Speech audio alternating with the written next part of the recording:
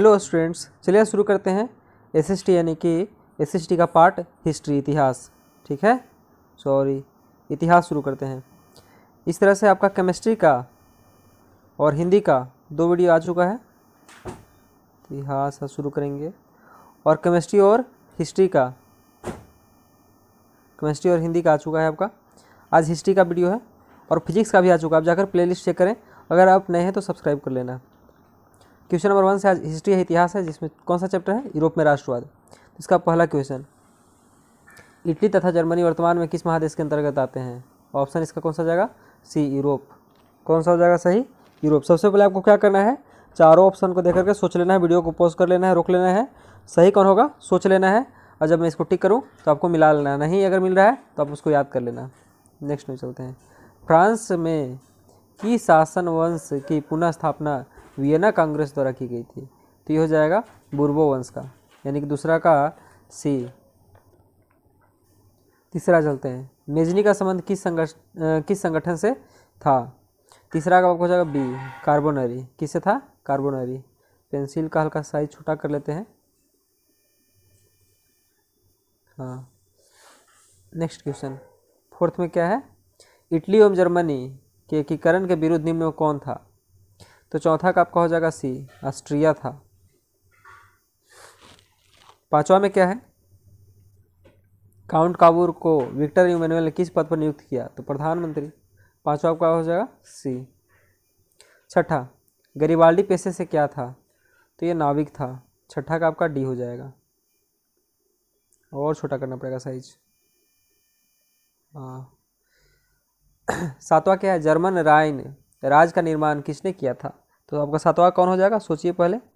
सातवां का बी हो जाएगा, नेपोलियन बोनापार्ट। आठवां क्या है? जालबेरिन की कैसी संस्था थी? जालबेरिन कैसी संस्था थी? व्यापारियों की। किसकी? व्यापारियों की। आठवां का बी। रक्त एवं लौह की नीति का अवलंबन किसने किया? 4 ऑप्शन है। नौवां का आपका हो जाएगा सी, बिस्मार्क ने। फ्रैंकफर्ट की संधि कब हुई? ये सब डेटा है जो कि याद करना पड़ जाता है। तो 1871 में। नेपल्स की क्रांति कब हुई थी? इसका 11 का क्या हो जाएगा? 1821, यानी ऑप्शन नंबर बी। चार्टिस्ट आंदोलन कहाँ हुआ था? तो 12 का आपका हो जाएगा डी, इंग्लैंड में। 13 में क्या है? यूनान को एक स्वतंत्र राष्ट्र घोषित किया गया था। कब घोषित किया गया था? इसका सही कौन सा हो जाएगा? 1832 में। 13 का बी। 14 का क्या है? कार्बोनरी संगठन किस वर्ष हुआ? कार्बोनरी संगठन किस वर्ष हुआ? इसका कौन सा हो जाएगा? 14 का सी हो जाएगा। 15 क्या है? एड्रियानोपुल की संधि कब हुई थी? 15 का कौन सा हो जाएगा? बी, 1829। एड्रियानोपुल की संधि किन देशों के बीच हुई? यहाँ पर था कि कब हुई थी, फिर कब है? 16 में क्या है? किन देशों के बीच में हुई थी? तो 16 का क्या हो जाएगा? ए, तुर्की और रूस के बीच। 16 का क्या हो जाएगा? तुर्की और रूस के बीच। 16 का ए। 17 क्या है? सेडोन का युद्ध किन के बीच हुआ था? 17 का क्या हो जाएगा? सी, फ्रांस और प्रसा के बीच। 18 नहीं, वो पीपीटी में हल्का सा नंबरिंग गलत है, लेकिन चलते हैं, क्वेश्चन तो ही है ना। 19 देखते हैं अब। पोलैंड के विद्रोह को किसने कुचल दिया? 19 का आपका हो जाएगा ए, रूस ने। सन 1870 में फ्रांस और प्रसा के बीच युद्ध कहाँ हुआ था? यहाँ पर जगह पूछा क्या है? तो 20 का ये हो जाएगा, सेडोन में। 21 क्या है? यूरोप वासियों के लिए किस देश का साहित्य एवं ज्ञान विज्ञान प्रेरणा स्रोत रहा? किनके यूरोप पूछा गया, यूरोप वासियों के किस देश का साहित्य? जैसे यूरोपवासी थे, उनके लिए कौन सा ऐसा देश है वहाँ का साहित्य इनके लिए प्रेरणा स्रोत रहा था? 21 का हो जाएगा बी, यूनान का। युवा इटली संस्था का विकास किया किसने किया, ये पूछा गया है। 22 का हो जाएगा ए, मेजनी ने।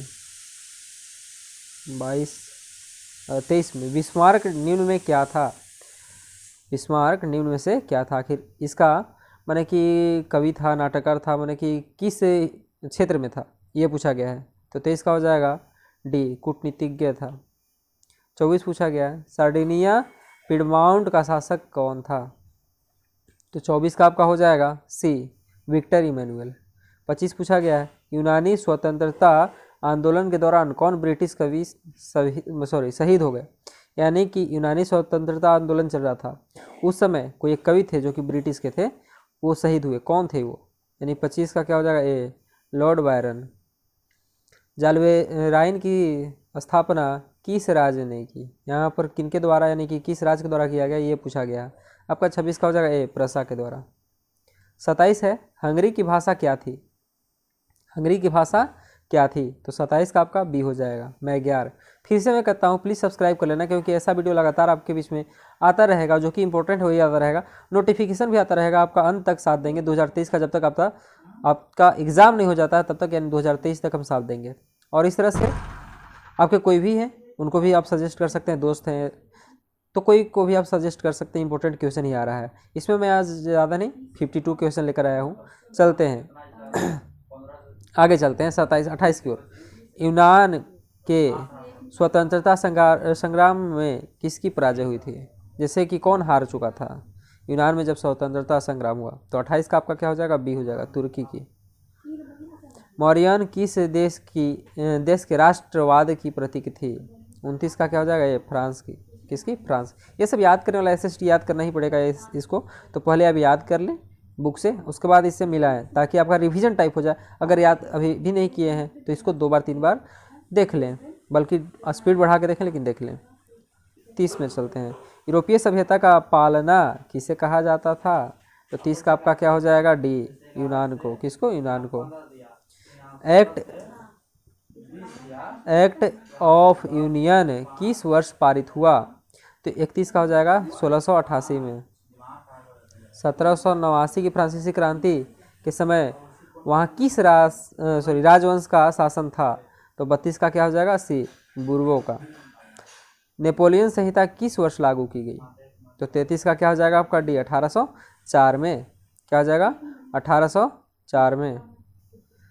जर्मनी के एकीकरण के लिए बिस्मार्क ने कितने युद्ध किए? यानी कि कै बार युद्ध करना पड़ा, ठीक है, ये पूछा गया। तो 34 का आपका हो जाएगा सी, 3 बार। ठीक है, ये सब याद कर लेना। वियना कांग्रेस में कौन राष्ट्र सम्मिलित नहीं था? 35 का डी, ठीक है, यानी कि जर्मनी सम्मिलित नहीं था। वियन हो गया है, सॉरी, वियना हो जाएगा। वियना कांग्रेस में पवित्र संघ की योजना किसने प्रस्तुत की? तो आपका 36 का हो जाएगा ए, रूस ने। किसने की? रूस ने। 36 का ए। 37 चलते हैं। यंग इटली के संस्थापक कौन था? यानी कि इसका स्थापना कौन किया था? तो 37 का सी हो जाएगा, मेजिनी ने। कौन? Mazzini, option C. फ्रांस के किस राजा ने कहा था कि अंग्रेजी राजा की भांति शासन करने की अपेक्षा लकड़ी काटना अधिक पसंद करूंगा? ये किसका कथन था? तो 38 का डी हो जाएगा, चार्ल्स दसम का। ठीक ना। 39 क्या है? प्रसा का शासक कौन था? 39 का डी हो जाएगा, विलियम प्रथम। विलियम फर्स्ट था। ठीक ना। 40 का यूरोप का मरीज किसे कहा जाता था? तो 40 का सी हो जाएगा, तुर्की को। नेपोलियन ने जर्मनी में किस संघ की स्थापना की? 41 का आपका हो जाएगा सी, राइन संघ की। किस संधि द्वारा स्वतंत्र यूनान राष्ट्र की स्थापना हुई? 42 का डी, एड्रियानोपुल की संधि के द्वारा। यानी कि आपका हो जाएगा 42 का डी, सही ऑप्शन। यंग यूरोप की स्थापना किसने की थी? यंग यूरोप यहाँ पर है, ठीक है, दोनों पर ध्यान देना क्वेश्चन पर, जो पीछे एक और मैंने करवाया अभी। तो 43 का हो जाएगा आपका बी, मेजिनी ने। ऐसे तो दोनों का साथ मेजनी ही है, यंग इटली और यंग इटली, हाँ, इसका भी मेजनी है। और जो अभी मैंने करवाया यंग यूरोप। अब है एक 44 का, यानी 44 का। 9 गुवेल्फ आंदोलन कहाँ हुआ था? किस जगह पर हुआ था, ये पूछा गया है। तो 44 का ये हो जाएगा, इटली में। मेटरनिख कौन था?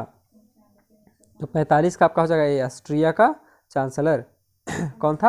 ऑस्ट्रिया का चांसलर। 45 का ए हो जाएगा। कार्बोनारी की स्थापना कब हुई थी?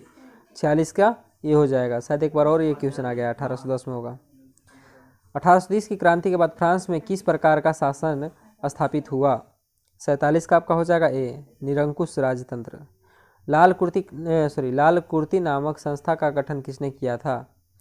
48 का आपका हो जाएगा डी, गरीबाल्डी ने। राष्ट्रवाद की अवधारणा का जन्म किस घटना से माना जाता है? तो 49 का आपका हो जाएगा ये पुनर्जागरण। रक्त और लौह की नीति किसने अपनाई? 50 का आपका क्या होगा? ए बिस्मार्क ने। ये सब याद कर लेना। किस युद्ध के बाद जर्मनी का एकीकरण हुआ था? ठीक है, तो 51 का हो जाएगा डी, सेडान का युद्ध के बाद। सेडान यहाँ पर इस वर्ड पर ध्यान देना है। ठीक है, 51 का डी। किस संधि द्वारा जर्मनी का एकीकरण पूरा हुआ? 52 का हो जाएगा डी, 52 का डी, फ्रैंकफर्ट की संधि के द्वारा। ठीक ना। 53 क्या है? जर्मनी एवं इटली का एकीकरण के समय फ्रांस का शासक कौन था? तो 52 पिछला था ना, 52। 53 का क्या है? 53 का बी हो जाएगा आपका, नेपोलियन 3। जर्मनी और इटली का जब एकीकरण हो रहा था तो उस समय फ्रांस लिखा हुआ है, सॉरी फ्रांस होगा, क्या होगा? फ्रांस होगा वहाँ पर। ठीक है ना। तो फ्रांस का शासक कौन था? तो नेपोलियन 3। तो प्लीज़ फिर से मैं कहता हूँ कि आप सब्सक्राइब कर लेना। अगर देखो इंपॉर्टेंट लगा तभी सब्सक्राइब करना, क्योंकि मुझे ऐसा कोई ज़रूरत नहीं है, लेकिन आप सब्सक्राइब करोगे तो आपके पास नोटिफिकेशन आता रहेगा। आपका ऑब्जेक्टिव पार्ट कंप्लीट, जो कि 50% आपका भागीदारी इसमें रखता है। आपका जो पूरा 10th का बोर्ड का एग्जाम होगा उसमें 50% तो आपका तो ऑब्जेक्टिव ही रहेगा ना। तो आपका ये तो पार्ट 50% तो बना दे रहा है ना, यानी कि तो आपका 600 नंबर, सॉरी 500 नंबर का है, जिसमें आपका तो 250 नंबर तो यहीं से आ जा रहा है। ठीक है, 250 नहीं तो आप तो 200 प्लस तो ला लेंगे ना। उसके बाद जो आपका बचता है वो आपका सब्जेक्टिव टाइप से आ जाएगा, तो आप किसी तरह से तो 70-80% प्लस ला ही लेंगे। तो इस तरह से आप इसको सब्सक्राइब कर लेना। चलते हैं, मिलते हैं नेक्स्ट वीडियो में नए टॉपिक के साथ। Thank you. इसका प्लेलिस्ट चेक कर लेना, सब कुछ प्लेलिस्ट में मिल जाएगा।